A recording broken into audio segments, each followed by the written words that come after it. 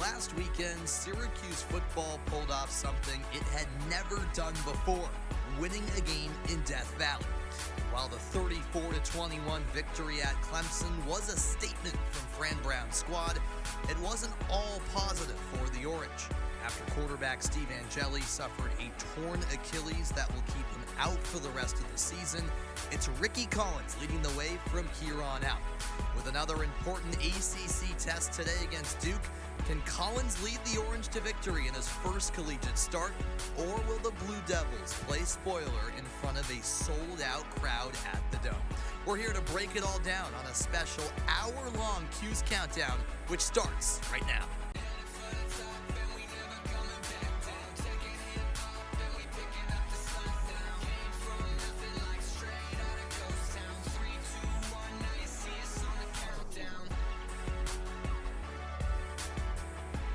Welcome in to our 1 hour edition of Cuse Countdown here on the Quad. It's a beautiful day in Syracuse, New York for an important ACC test between the Syracuse Orange and the Duke Blue Devils. Alongside both Nathaniel Cunningham and Milo Hoffman, I'm Sam Reis, and it's only September still, guys, but there's so many exciting storylines in this one. What catches your eye heading into this matchup? Well, Sam, it's pretty simple. Syracuse is coming off their biggest win of the season. They took down a Clemson team, and they dominated the whole time, Milo. On the flip side, Duke, they've looked a little shaky, but their defense is incredible. One of the best defense, I would argue, in the ACC. So this is a team that could actually go out here, shock some Syracuse fans, but the Orange, they couldn't be on a better ride right now. I mean, you talk about one of the best defensive teams in the ACC. They give up the most points, though, in the ACC. Overall, I think Syracuse and Duke are two very evenly matched squads. You look at the numbers up and down the list. You even got Fran Brown and Manny Diaz, two second-year head coaches. So I think overall this is Syracuse's most even matchup to this point of the season so far, and a big one, to say the least. It's certainly a big one. Syracuse coming in with momentum after last weekend's victory at Death Valley, and we are now excited to be joined by our reporter from inside the Dome, Josh Richardson. The vibes are high here on the Quad outside the venue, but Josh, how's it going in there about an hour till kickoff? Sam, this is one of those games that everybody had circled on their calendar before the season started. It's family weekend. This is going to be a packed dome, but it may not be what everybody immediately signed up for when this schedule came out, because you guys have mentioned it off the top of this. So Syracuse coming off its best win of the season, first double-digit win against a conference opponent on the road in 6 years. And with that win, there was a big cost for the Dubs. Steve Angeli goes down, season-ending Achilles tear, and now you bring in Ricky Collins. The attention shifts back over to him from where it was when he was named the starter back in early spring before Angeli came into the mix. The question is going to be for the Orange, can Ricky Collins be the quarterback that the Orange thought they had back in April before they thought that they needed to make a shift over to Angeli? Is the offense going to look the same with Ricky Collins that it did with Angeli? Is Collins going to stay in the pocket? Are they going to try for some more designed rollouts? How can you get Collins out of the pocket, get his legs moving, because that is his strength. He can throw. Fran Brown has said during all week that he can still throw the ball, and this offense is going to move through the air. But Collins has another level to his game that can really be brought to you on the ground. One thing's for sure, it's going to be a packed dome, 40,000 in attendance, students, parents, brothers, sisters, everybody that you could possibly imagine will be here cheering on the Orange this afternoon, and it's going to be a good one. Josh Richardson, thanks so much. Great insight as always. He's inside the Dome. Make sure to follow him on X for coverage throughout today's game for CitrusTV. Kickoff coming up at noon. Josh mentioned 40,000 fans on hand. It'll be a packed house. We're seeing several of these fans file in right now to the JMA Wireless Dome, and we're now pleased to be joined by, I'm calling him our quad reporter, Gino Antimarino, who's somewhere out and about getting the sense of what exactly this atmosphere is like here on Family Weekend. Gino, what are you up to? Yeah, Sam, I mean, as you can see behind me, everybody is filing in. The band just got done going crazy, doing the songs, and everybody's getting fired up. It's family weekend, as you just said, so there's a lot of family going and coming to this game, and the It should be an electric atmosphere. Obviously, it helps that Syracuse is coming off a big-time victory against Clemson in Death Valley last weekend. That's got to get some buzz, right? So as you can kind of see over my shoulder and around me, tons of people here. It's family weekend, like I said. So, you know, my job is going to be walking around. I got Luke Moyer right behind the camera. He's going to be helping me out. We're going to be trying some things. Stick around. It's going to be a very hectic day, but with some really fun festivities. We got cornhole, we got food trucks, we got music. There should be an electric atmosphere. But in the meantime, as we look around, we'll try and find different things. We'll send it back to you, Hanson, over in front of the dome. We got history coming up for sure. Let's take it back. Of the next hour in the build-up to game day. He'll continue to venture around campus here as the fans file in for this one. And listen, Syracuse football, not a lot of history with Duke. This is just the 6th meeting, first in 5 years. But when it comes to all other sports, there is plenty of history there. So Alex Burstein and Drew Alba delve into that history that exists across the sporting landscape beyond just football here on the Hill. Drew, it's 11 a.m. Where is everyone? I thought there was a big Syracuse-Duke game going on. I know, I did too. Maybe we just don't understand this rivalry? Why don't we take a trip and find out? Okay. But when you think of Syracuse and Duke, your first thoughts probably come right here to the basketball court. Drew, go out for a pass. Good pass, Alex. Syracuse has played Duke almost 20 times in the last dozen years, and it's led to a lot of iconic moments. History has even been made on the sidelines. In 2019, over 35,000 fans packed into the Dome to watch Syracuse take on Duke. That's the largest on-campus crowd for a college basketball game ever. And as you can imagine, there's not the friendliest feelings between the Orange and Blue Devil fans. But the big moments have happened right here on the court. Tied up at 75 apiece against the top 10 Duke squad, John Gillen. Gillen, 25-footer, yes! Off the glass and in! John Gillen has beaten Duke! Nice shot, Drew. Well, that wasn't the only big moment between these schools. Take 2014, for example, when Syracuse won 91-89 in overtime to improve to 21-0 on the season. But hoops aren't the only thing this rivalry is known for. They're also known for something else. When you think of the JMA Wireless Dome, your first thought probably goes to football or basketball. But what it should go to is Syracuse-Duke lacrosse. The two teams have played 9 times this decade. And they've played a national championship that SU still has a sour taste for. Pretty much every single matchup is close. Over the last 10 years, the two squads have gone into overtime 4 separate times. And talk about being close. Back in May, an ACC championship game ended in a 9-8 thriller. But when it comes to football, these two really aren't rivals. They've only played each other 5 times. Hey Drew, go long. The closest matchup between the two sides was 14 points in a Tommy DeVito loss against Duke. But maybe today changes things up a little bit. Oof, that kid's got an arm. So, is this a football rivalry? Not quite yet, but these are two teams on the rise, and in front of a sold-out Dome today, anyone could make a statement. For now, back to you, Sam. I'm also a pretty good tackler. Drew and Alex, thank you so much. Back here on the quad as we're getting ready for kickoff between Syracuse and Duke.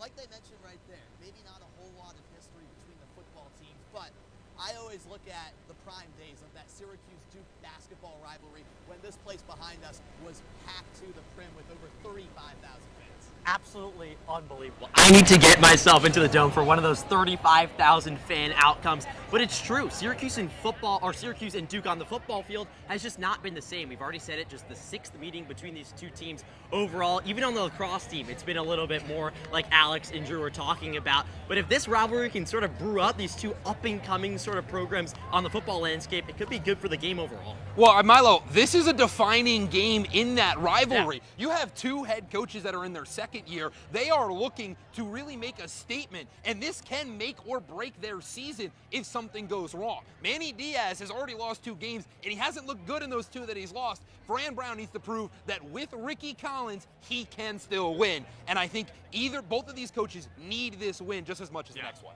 That's right, it's still a big one, even though these two teams haven't met in 5 years. Plenty at stake inside the dome behind us. It's time for our first break, but after a quick break, when we step aside, we'll look back on Syracuse's season so far. Don't go anywhere. Live Cuse Countdown continues next.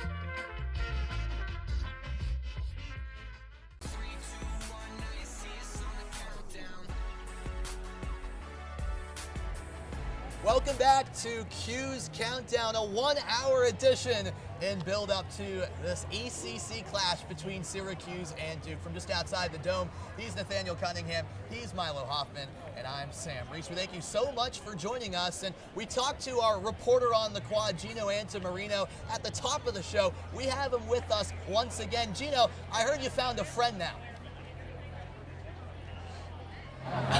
I certainly did. Look, we got the overalls going on. I mean, this is awesome. Who are we here with? We're here with George, freshman TRN. This is my mom. So family weekend. How do we feel so far about the festivities going on here on the quad? We're feeling great, Gino. We're feeling fired up. This is definitely, I say right now, a football school. You can thank Fran Brown for that, or you can blame Red for that. I'll tell you what. But this is one of the biggest games coming up. A big win against Clemson. Nothing bigger. Road win, dominating win, right? Now we come back. Yeah, we lost our quarterback. But that doesn't matter. Everyone's still hungry. Ricky Collins is going to come in. He's going to do the same thing. He's more mobile than Steve Angeli ever was. And he had the starting job before Steve showed up. He's going to do it today. Why? He's the starting quarterback. Now that's why we're going to beat Duke. Passes. So we should beat, but it's okay. Syracuse football hopefully looking just as good as these overalls. What do you think, Mama, of the overalls?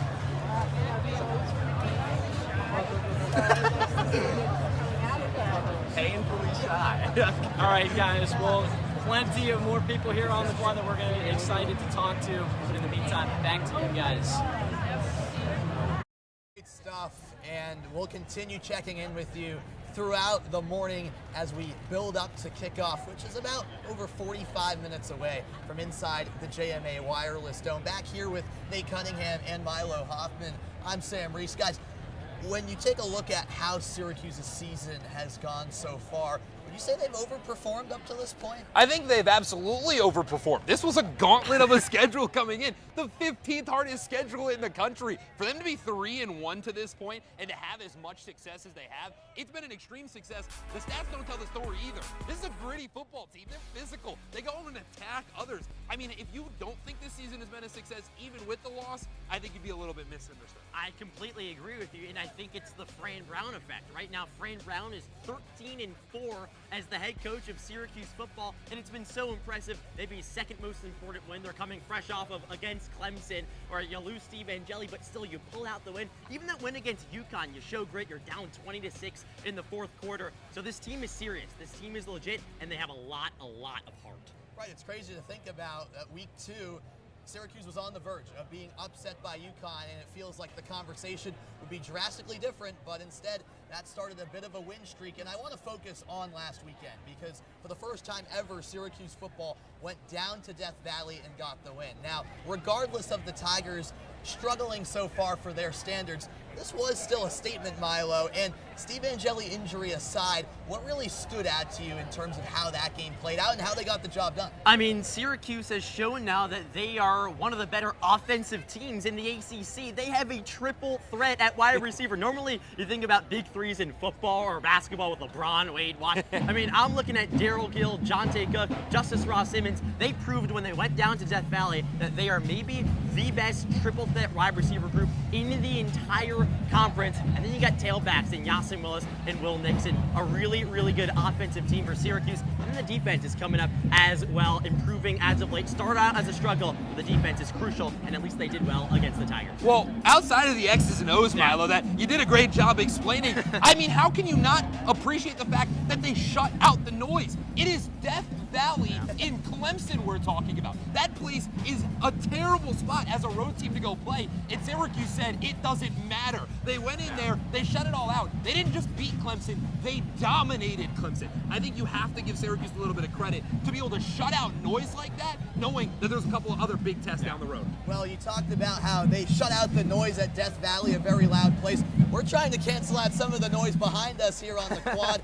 The band is getting into it right behind us, and the fans continue to file into the stadium to see Ricky Collins start his first career game. Of course, we beat around the bush a little bit because despite the win last week at Clemson, the big negative news was that Steve Angeli tore his Achilles, and you hate to see this, especially with how well he was playing in this game and so far this season. He fit right into Syracuse's system perfectly. It's going to be hard to replace a guy like Kyle McCord, who's the nation's leading passer and could just throw the ball 60 times to feel confident. Steve Angeli gave you that confidence. Despite the Tennessee game, he looked like he had the pocket presence, he had the poise to deliver in big-time moments. Hey, that was not something coming into the year that we felt confident with when Ricky Collins or confident with in Angeli. So for him to step up and to provide that, it was super useful. Now you have a gigantic question mark because in the times that we have seen Ricky Collins, he hasn't looked great. I mean, what's the most important position on the football field? It's the quarterback position. Syracuse did well last year, I'd say 70% because of Kyle McCord. Absolutely. Like you just said,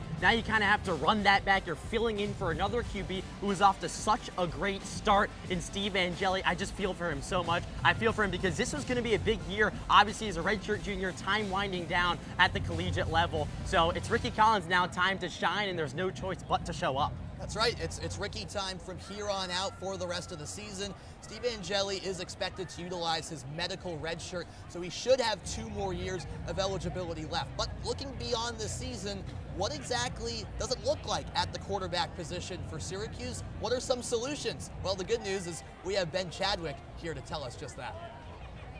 Hey, thanks, Sam. Steve Angeli's injury is what everyone is talking about right now, and rightfully so. But I want to take a look at how things might shake out next season. I've come up with the 3 possible scenarios I believe the Orange could find themselves in when the 2026 season rolls around. Let's start with the first possibility. And the one constant in all these scenarios is that Ricky Collins will be the starter for 2025. In this case, and the most likely one in my opinion, Collins just looks meh. You know, there's a reason Syracuse brought in Steve Angeli after getting Collins in the transfer portal this offseason. Ricky's only thrown 20 collegiate passes, and he struggles with accuracy. What this means for 2026 is Angeli will slot right back into the starting role, no questions asked. But things are a little different in scenario 2. In this scenario, Collins balls out. I'm not talking Heisman, but something similar to what Angeli showed in his starts. He has the tools, and he should have all the knowledge in the world after learning from Jaden Daniels, Garrett Nussmeier, and head coach Brian Kelly at LSU. If this happens, the Orange will have no choice but to at least give Collins another QB battle next summer, which could cause a lot of uncertainty. And that brings me to scenario 3. I understand it's a bit jarring, just hear me out, because I know this is the most unlikely possibility, but it's also the most fun. So look, there are some miracle comebacks when it comes to football players and Achilles tears, but there's also plenty of career-altering stories. If Angeli doesn't come back the same, and Collins is clearly not the long-term option, Syracuse could hit the transfer portal right now. UCLA fired head coach Deshaun Foster 2 weeks ago. And why does this matter to Syracuse football? Well, it opens up a 30-day transfer window for all Bruins players, including former 5-star and widely regarded top 10 quarterback entering the season, Nico Iamaleava. Nico can't suit up for the Orange this year, according to the NCAA, but he can start practicing and learning the offense. It may be unlikely, but Nico could be SU's answer at quarterback next season.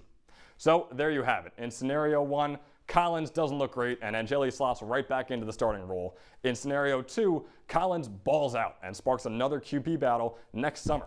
And in scenario 3, Steve doesn't look the same when he's healthy. Ricky clearly isn't the answer, so Syracuse brings in Nico Iamaleava from UCLA. Sam, back to you.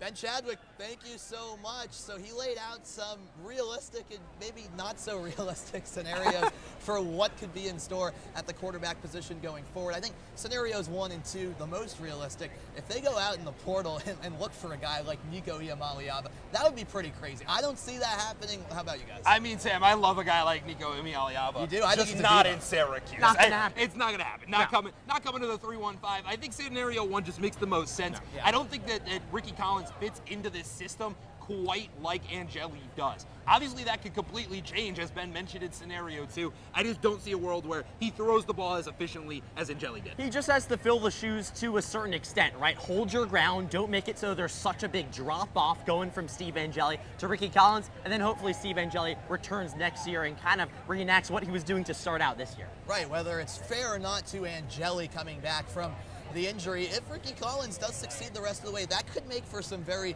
interesting quarterback competition all over again heading into next season. All right, that's looking down the road. We're up against another break, but after we step aside for a moment, we're going to delve into each position group for the Syracuse team and what we can expect for them here against Duke. Don't go anywhere. Cuse Countdown continues next, live from the Quad.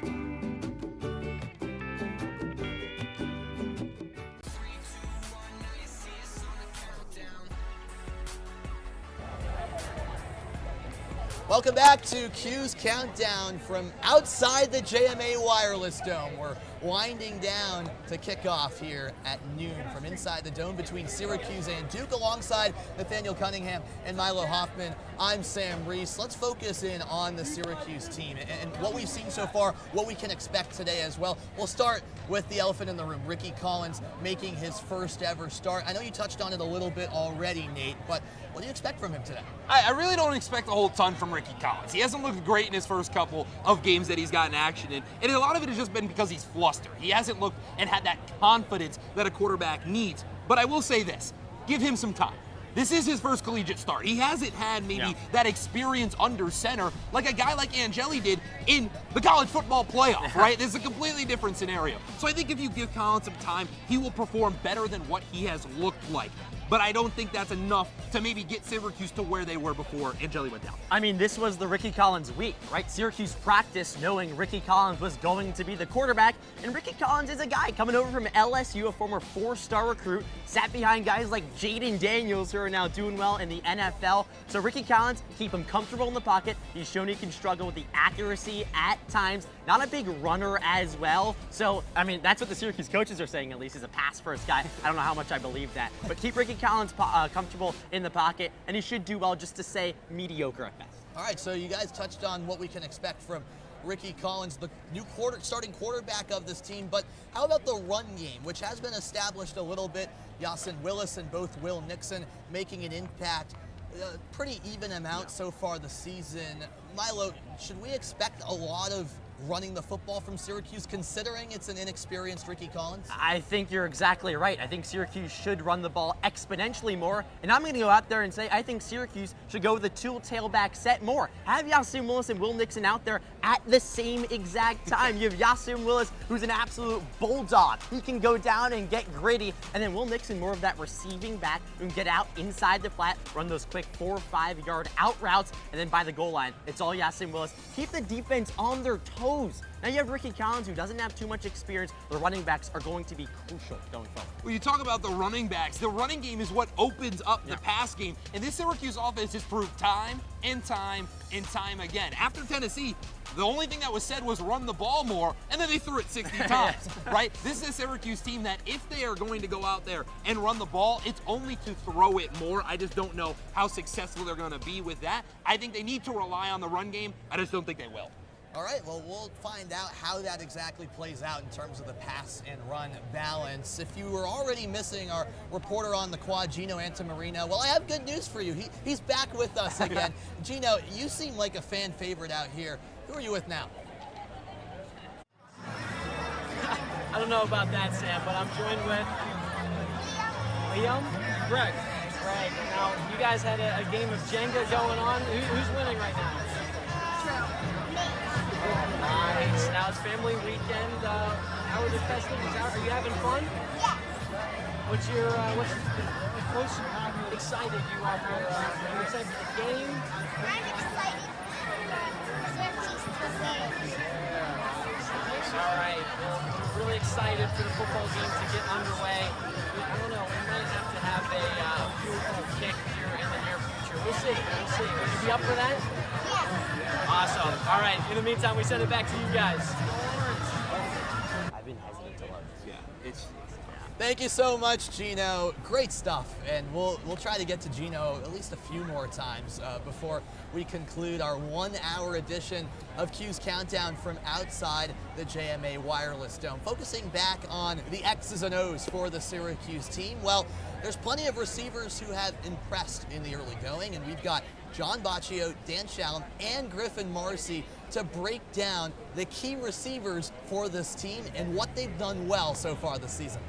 Thank you very much, Sam. Now it's time to talk about this elite wide receiving crew, and we'll start with the leader of the crew. From the slot is Jonte Cook, had 6 receptions for 113 yards against Clemson last weekend, and let's roll the tape. The best thing about Jonte Cook, can work from all over the field. This time as a slot, runs a slant route across the middle, big gain of 17 there, but then he sets it up with the same play. Starts going outside, works his way back over the middle of the field. He was a matchup problem all weekend long, and he just doesn't do only the short routes. He can go long as well. Look at this, straight up the seam. That's just strictly speed. Nobody can catch him. Avin Terrell, Shelton Lewis, doesn't matter. Cooked him all over the field. That's a 60-yard gain. And then, you know what? He can play out of the backfield as well. Here's a nice end around as well for another 20 yards. He was consistently the difference maker in this game this weekend. There was nothing Clemson could do to stop him at all. Even if it was 3rd and 6, just a nice rack play to finally finish things off. But he's not the only guy that cooked on the outside this weekend.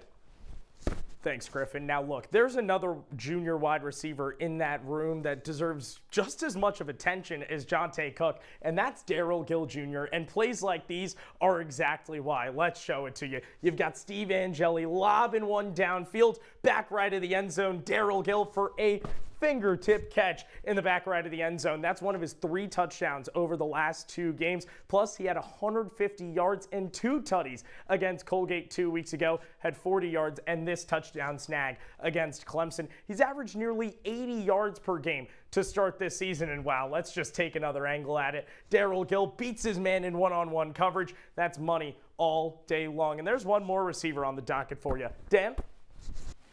Thanks, John. Let's show you a guy who has some crazy hands for this Syracuse wide receiving core. That's Justice Ross Simmons. We're going to roll the tape from this past weekend at Clemson. Lost again, 2nd straight weekend for Syracuse's receiving core, where they've had someone just go up and get the football. Look at this. Angeli, just a nice overarching pass. Ross Simmons brings it down. That was the tone setter for Syracuse. That's why they went on to win against Clemson. And he could do it with both quarterbacks. Look at Ricky finding him down here in the end zone, but the replay really gives this play the true shining moment that it deserves. Look at this, the push off, the one-handed grab. I mean, you can't make that stuff up. Each of Syracuse's receivers has something to offer for Justice Ross Simmons. It's the hands. That's going to come in clutch against Duke. Sam, back to you. Thank you, Dan, and John, and Griffin as well. Great job breaking it all down with those three key receivers so far for the Syracuse team. And we've talked a lot about this Orange offense so far, but it's worth noting what the defense has done too. I'll start with you, Nate. Any names in particular that have stood out? I immediately point to Antoine Delorier. Yeah, I mean, Antoine Delorier, a true freshman, has been stellar this season. Yeah. You talk about physicality, and Fran Brown loves the saying DART. Well, that T stands for toughness, and Delorier lives by that. This is a guy that is physical. He will go meet you in the gap. If you dare even come over the middle, he will blow off your helmet. He has no problem just blowing up a gap or even trying to blitz into the backfield. I think the fact that there is a linebacker core that does not care about the physicality and will go at you completely revolutionizes this defense. I hear Antoine Delorier's name, I think game wrecker. But another big player on SU's defense is Demetrius Samuel, the 17-year-old, who's also could be an offensive segment because he also plays on the offensive side. But Demetrius Samuel has been really good at that cornerback position. Listen, coaches are going to target him because he's a young guy. He's someone that can really pick off the ball well and read offenses well. But coaches are still going to go after him because 17-year-old screams off of the page. But he's held his own so far this season. Expect another big day from him against Duke today. Demetrius Samuel, the second youngest player in all of college football, and yes, he's teammates with David Reis on that defense, who is 27, 10 years older than him. That shows you the youthfulness and experience that exists on this defense for the Orange. We've talked a lot of Syracuse so far, but how about its opponent, Duke? We're going to dive into the Blue Devils after the break here on Cuse Countdown, live from outside the JMA Dome. Women are bad with money.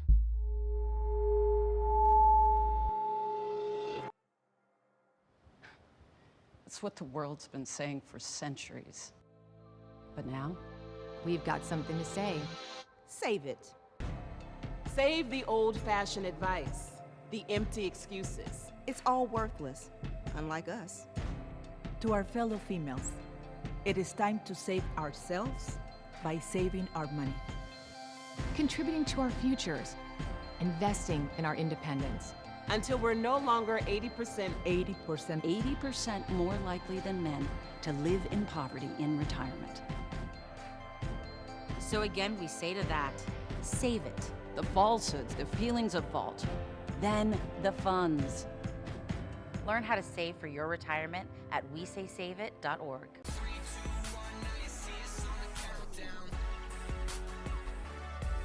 Welcome back to the quad just outside the JMA Wireless Dome on a sunny morning from Syracuse, New York, alongside Nathaniel Cunningham and Milo Hoffman. I'm Sam Reis. We're getting you set for kickoff between Syracuse and Duke, which is now less than 30 minutes away as more and more fans file in for what will be a sold-out crowd in that place behind us. We've discussed plenty about the Syracuse team and what to expect from them, but when it comes to Duke coming in here to the Dome, it's been a mixed bag of results so far. What has impressed you, and what is maybe an area where they need to work on? Well, there's one thing that's impressed me clear as day, and that's defense. This is a defensive-minded team now. Manny Diaz and Jonathan Patke, the defensive coordinator and head coach, are all about wrecking havoc. And when I spoke with Jonathan Patke earlier this week, he even said his sole goal is to cause chaos. Yeah. That's what this defense looks to do. And so they've done an excellent job this year.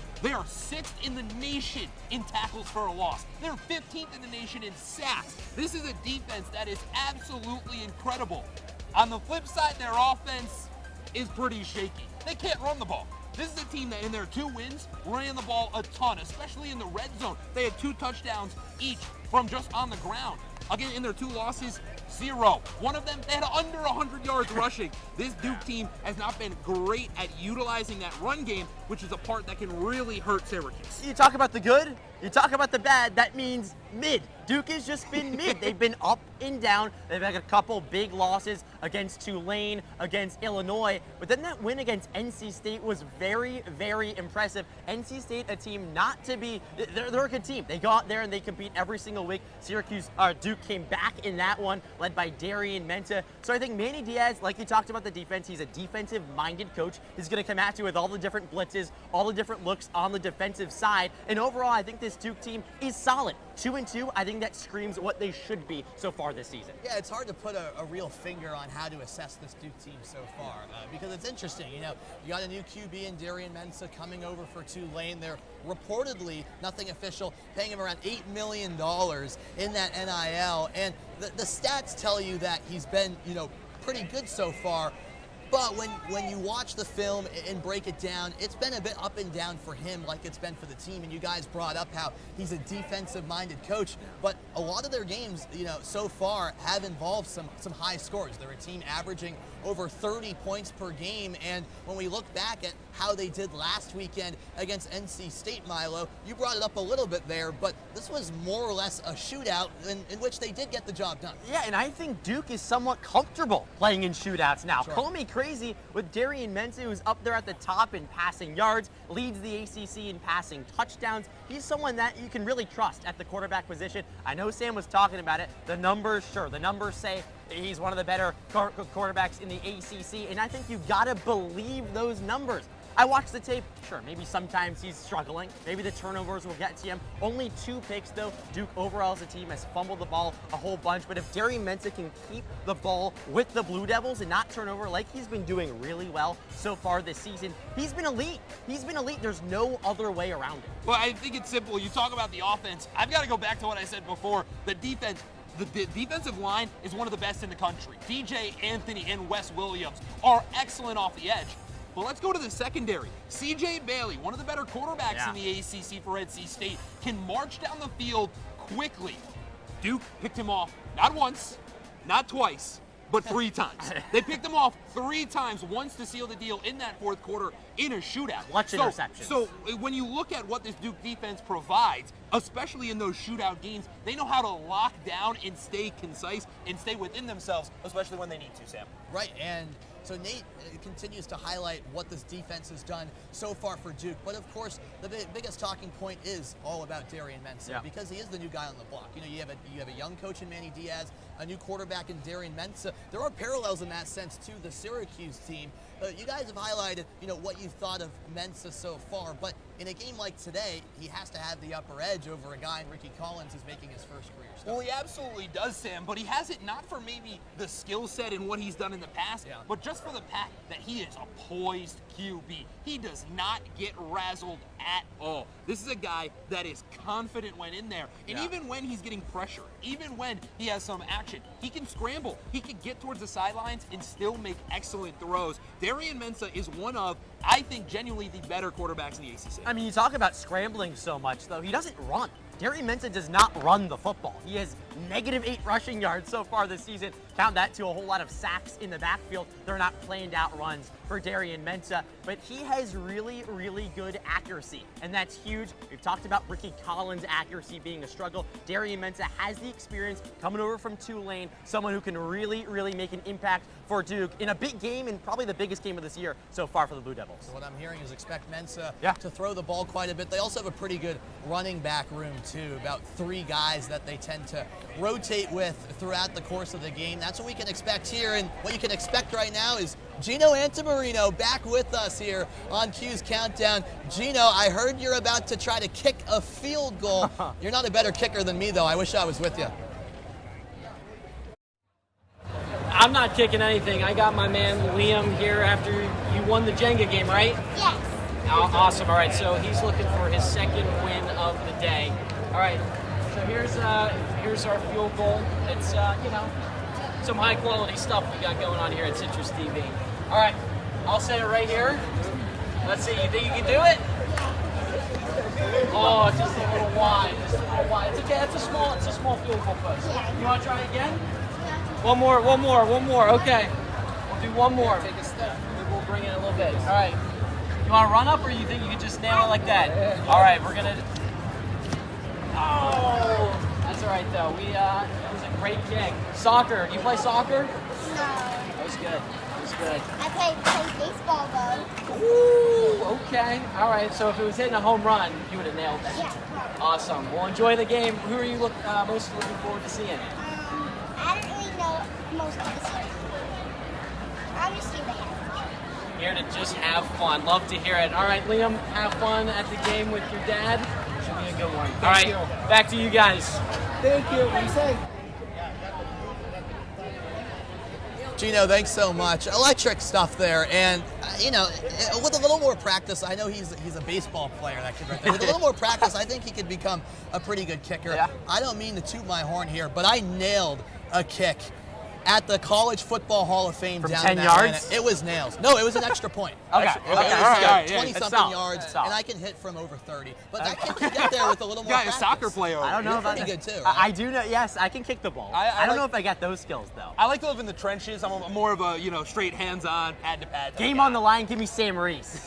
I love that. Thanks for tooting my horn, Milo. I do appreciate it. And listen up, it's two head coaches who are just in their second year coaching at their respective programs. Fran Brown for Syracuse and Manny Diaz for Duke. What you might not know is that dating back to 7 years ago, these two actually have a connection. What is that connection? Josh Sokolsky is here to tell us about it. Sam, if you've heard Syracuse coach Fran Brown talk about coaches he's going up against, you're bound to hear the civil tipping of the cap.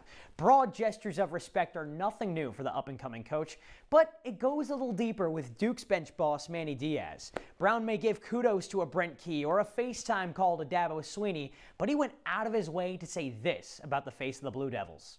We cool. I could always call him and talk to him. We see each other. We would sit down. We at the ACC head coaches meetings. I'm going to go sit with him. So we good. He's a good guy. You know what I'm saying? I think he's a great man. Our kids got to know each other a little bit real quick. My wife and his wife know who each other are. So, I got respect for him. I like him a lot. So what about Diaz and Brown's relationship is different? For that, let's take you back to 2018. Fran Brown had just finished his lone season as Baylor's defensive back coach under his former boss at Temple, Matt Rule. After a 7-6 season, the 36-year-old Brown felt ready to go back to be the head coach for the Owls, a school that's just a stone's throw from his hometown in Camden, New Jersey. Unfortunately, an out-of-towner from a bigger school had the same idea, and on December 13th, Manny Diaz, Miami's defensive coordinator, was selected as the program's new leader. Even though their careers didn't quite cross paths at that point, the very next day, Fran Brown would be the first hire on Manny's staff. Fran would be Manny's assistant head coach and would be a co-defensive coordinator. That's a big nod of confidence from a coach who just oversaw the nation's #1 passing defense. Brown had the chance to coach under one of the game's best defensive minds in his own backyard, where his roots to high school football will take recruiting to the next level. It seemed as though Temple was on the up and up for all of 17 days. Just like Brown, Diaz saw a head coach opening in his hometown and couldn't pass it up. On December 30th, 2018, Manny Diaz left Temple to take the Miami head coaching job. Well, that means Brown had another shot after New Year's to interview for the coaching job again, but yet again, Brown was passed over for Rod Carey. Brown stayed on Carey's staff as the co-DC, but not as the assistant head coach. He left Philly after one season, and Fran would have to wait 4 more long years before his shot finally came for Syracuse in 2023. But the Cuse job wasn't the only ACC vacancy that year. After 2 seasons in Happy Valley, Brown's former boss, Manny Diaz, was set to be the commander-in-chief of Duke. That set the table for the colleagues to eventually collide today. Brown and Diaz may be facing each other for the first time, but they know each other quite well thanks to 17 wild days in Philadelphia. Sam, back to you. Jish, thank you so much. And that's fascinating stuff right there, guys. Jish did a great job of just the timeline of events from when they were technically a part of the same coaching staff for, 17 days before, Manny Diaz went elsewhere, and then Fran Brown eventually climbing his way up the ranks to finally get the head coaching job here at Syracuse. It's really cool to see those journeys from both of them. And they're a little bit at different paths as well. Diaz just having a defense that is genuinely one of the best defenses in the country year in and year out at Miami, Penn State, and now here at Duke. In Syracuse, Fran Brown said, I am going to do what I do best, and I'm just going to recruit. I'm going to get as many guys 5 stars that I can get. It's worked out pretty good so far. I think if Fran Brown were to look at someone who's had such a similar career arc, it's Manny Diaz. I mean, they were together at one point, and now they're meeting today. I just want to take a moment to shout out. Did you see that pull on the Oh, that timeline was there? great. Unbelievable. That was So incredible. smooth. So smooth. Gotta love it. Yeah. Very well done by Jish, who will be hosting Orange Press Pass later today at 4:30 after the game here on Citrus TV. It's time for another break, but let me tell you, we've been hyping up the Syracuse-Duke game for good reason as the fans continue to file in, but it's a loaded slate around the NCAA. We'll talk about it next on Cuse Countdown. Dad, Just 1 minute, okay? hey Bobo, do trees tell each other stories? I'm sorry. I'm afraid I don't know that. Hey, why don't we go find out?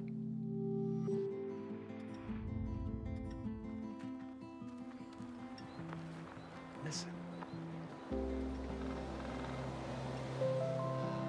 Do clouds take naps?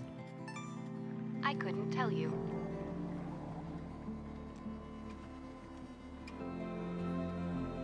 Can birds draw pictures? I don't have an answer for that. Dad, do stars visit their friends? Look!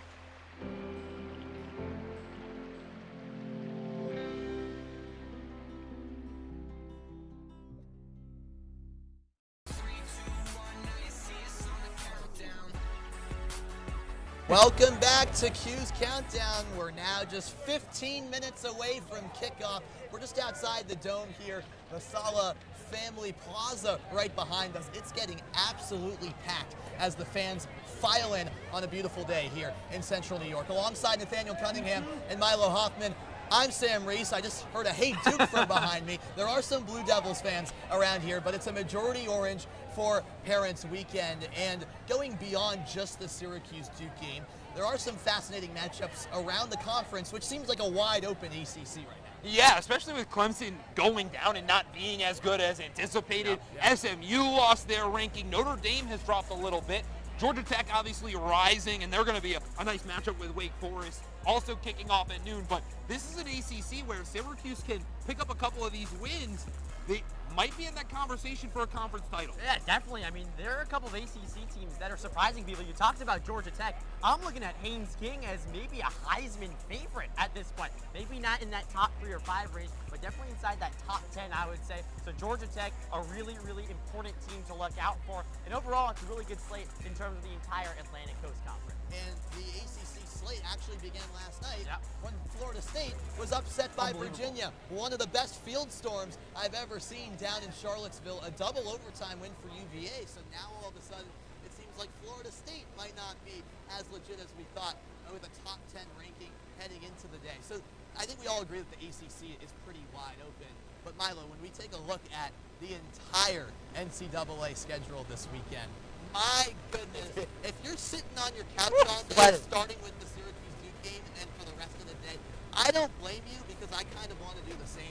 This is one of the best slates I've ever seen. The whiteout tonight at Penn State has gotten me fired up. You get me there. I mean, number 6 Oregon, number 3 Penn State, the whiteout. I mean, I think it's the best atmosphere in maybe American sports. I mean, there's definitely an argument for that. You got Penn State, you got Oregon, 2 high-powered offenses going at it in a really big game, too, early on in the season. This is definitely one of the top college slates throughout the entire season. So that game really has my eye, but there's so many more that also catch my eye. Well, I mean, how about we head down to Athens, Georgia, in a top 20 slate, Georgia, Alabama. You don't get much bigger than that. That is SEC football in prime time tonight. Hey, let's not forget about a top 15 matchup either with LSU and Ole Miss. That'll be a good one as well. That's pretty darn good and not too shabby for the slate we have around college football, and it all starts behind us here at the Dome for Syracuse against Duke.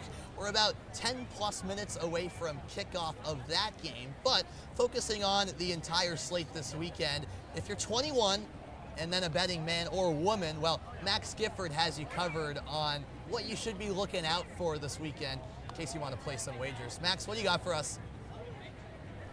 Hey, thanks so much, Sam. Why do you even need Stanford, Steve, when you have me? I've got a parlay that is perfect for the chaos set to ensue this Saturday. And for the first part, we're worried about points. TCU and Arizona State are facing off for the first time since 1975. And fittingly, for the first meeting in nearly 50 years, the total is hovering right around 50. It's set at 54.5 to be exact. Pretty poetic, right? If these offenses show up even halfway awake, this thing could explode. I wouldn't be shocked if either team puts up 55 on their own. Don't overthink this one and take the over between the Sun Devils and the Horned Frogs. Now, one game that hasn't gotten nearly enough love.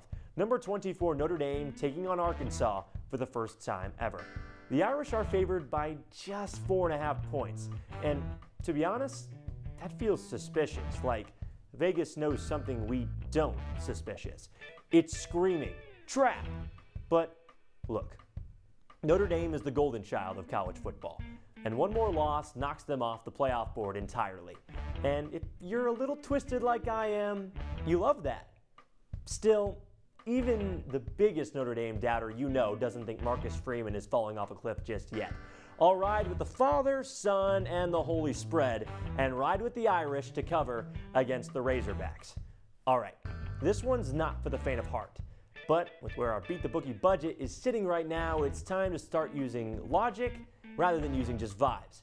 Just last week, Illinois was being whispered about as a sneaky CFP threat. One ugly loss later to an Indiana team that should have been a top 10 team to start, and now they're public enemy number 1. All of a sudden, every single person believes they were frauds and the Fighting Illini have no chance at home.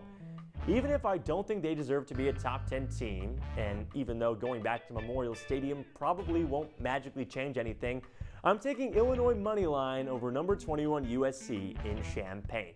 ILL and hopefully ILI win you some money.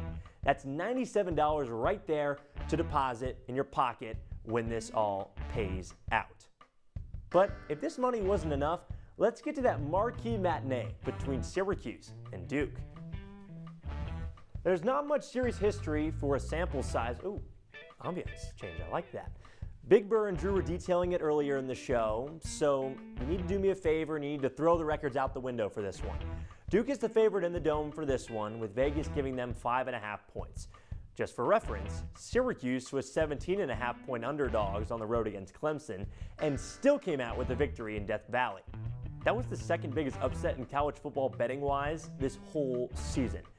Yes, the Orange had Steve Angeli for a majority of that match, but the SU defense was as dominant as could be. Plus, I think a lot of people forget Fran Brown has only lost once in the Dome, and that was against Stanford over a season ago. So I don't think Duke is that daunting for Coach Brown and bunch. That's why I'm choosing the Cuse to cover the 5.5 point spread as the underdog at home. As for the over-under, this is a tougher bet to tell you about, because Duke is the better offense, but Syracuse has the better defense. It's really hard for me to see a world where Ricky Collins is the next Cuse quarterback messiah, but Darian Mensah is the real deal. So what do you get when you mix a mediocre backup against a brutal defense and a solidified starter against a stout defense? I'll tell you this, you don't get at least 60.5 points. Betting the under is a little lame, I'll admit it, but I don't see this being a shootout. So let's pray for a punt fest and let's get paid. Those are my picks that you can pocket for today. Syracuse covering 5.5 and this game going under 60.5 points. And with that, I'll punt things back to the set with Sam. Max, and I'll tell you what, that's some good analysis right there from Max. I tend to agree with going with the under in this game. Syracuse covering, I don't know. What do you guys think? The under, I think, is a good bet as well. I think this is just going to be a defensive matchup. It could be between a score, but honestly, for Syracuse to cover 5.5, that's a close bet. No. Okay, you're just going to put your foot down? No, they're not covering. Okay. Syracuse is not covering this. I mean, my goodness. 60, I think that's a high line for the Lions. Well, you said it could be a shootout. It could be a shootout, but I think, like you were talking about, the defenses are really good. It's two of the best defenses, or Duke is one of the better defenses. Syracuse has been struggling on that front, but I think 60.5 is a high line for this game, so I think the under is almost a lock, in my opinion. All right, that's a little precursor, I guess you could say, for this thing we haven't done yet, and that's give our predictions. And we're going to do that next. One final break here on Cuse Countdown. We're about 5 minutes from kickoff inside the Dome. Will all of us give you our predictions next. Stick around.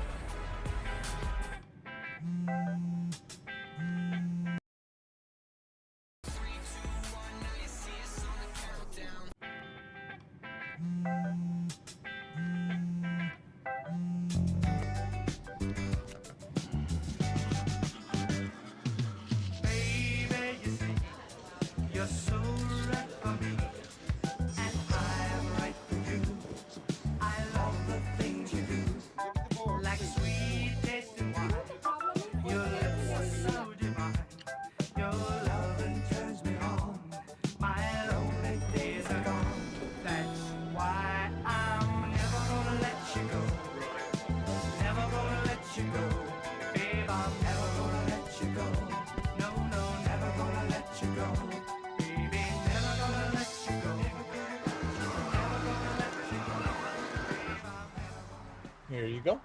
Thank you. Thank you.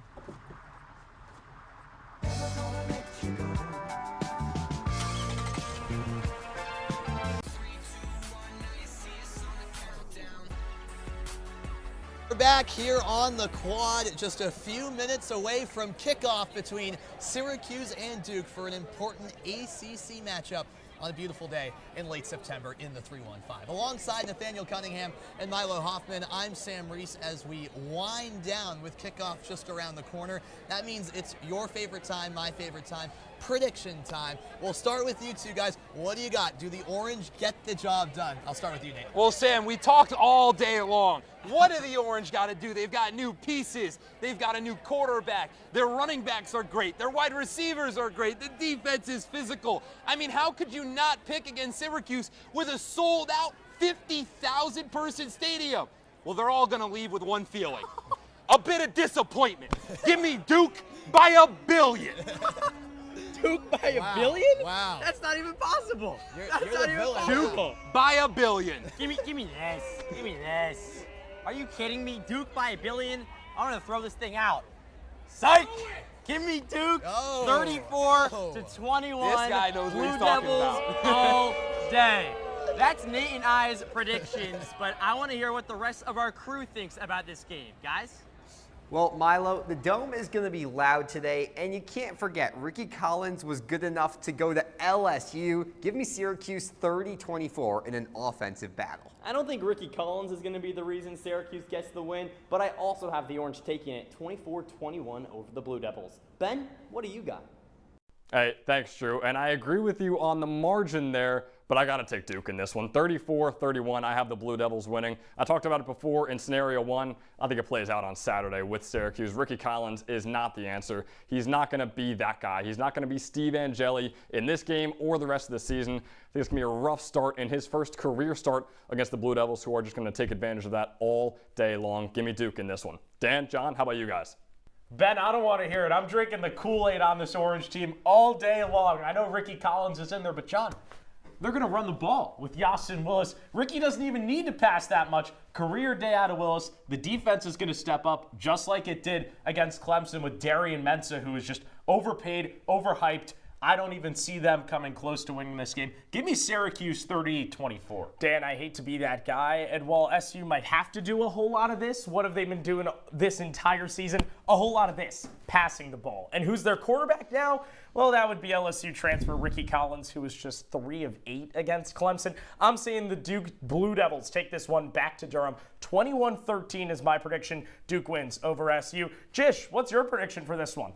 Dan, John, I'm on the field right now, and let me just say the energy here is immense. Ricky Collins in his first collegiate start is going to build off that energy as well, and that's why Syracuse is going to win in front of a sellout crowd 41-33. I trust Ricky Collins will settle into this Jeff Nixon offense and really take advantage of this Swiss cheese Duke defense. Give me Syracuse by a touchdown and a 2-point conversion. Max, what do you got? Well, Jish, there was a reason I didn't make any money line bets a bit ago. I'm kind of torn on this one, as the ambiance has come in now for our CC predictions. I'm wearing red right now, so I'm not giving the edge to the Blue Devils. I am giving the upper hand to the Orange, and I think they win it 24-17 in the Dome today. Sam, from one CC host to another, we'll send things back to you. Nate and Milo were the villains. We got a little bit of a mixed bag. We're now joined by my guy, Gino Antimarino. Gino, are you going to be an optimist here? Quick prediction. 27-20, Syracuse takes it. I don't know what these guys are talking about. You heard the booze. This is a sold-out Milestone crowd. I'm going Syracuse. I'm with you. Give me the Orange. 31-27. This Duke team has been underwhelming to me so far. So a little bit of a mixed bag, but that should make for a competitive game. Exactly. Not Duke by a billion. Duke by a billion, all right, baby. well, Quote Nate thinks that. That puts a wrap on a fun edition of Cuse Countdown from outside the Dome. A huge thanks to our producer, Dan Papillo, everyone else working hard behind the scenes to make this possible. For Gino Antimarino, Milo Hoffman, Nathaniel Cunningham, I'm Sam Reis. Enjoy the game, Syracuse and Duke.